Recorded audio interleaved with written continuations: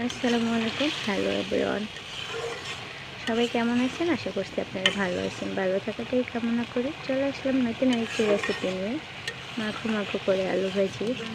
প্রতিদিন এই যে গোশত খেতে খেতে মাটন, বিফ, চিকেন, মাছ এগুলো খেতে খেতে মুখে রুচিয়ে চলে গেল। এখন আর কিছুই ভালো লাগছে না, তাই একটা আম্মুকে বললাম একটু করে ভাজি করে নিতে আর একটু ভর্তা করে নিতে। ভর্তাটা অবশ্যই আমি পারি না, কারণ আমার হাত জ্বলে।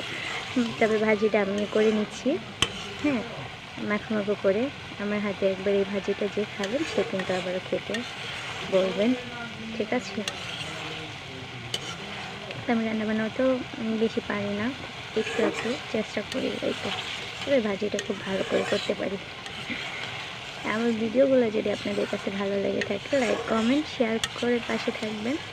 আর যে পর্যন্তই, আল্লাহ হাফেজ।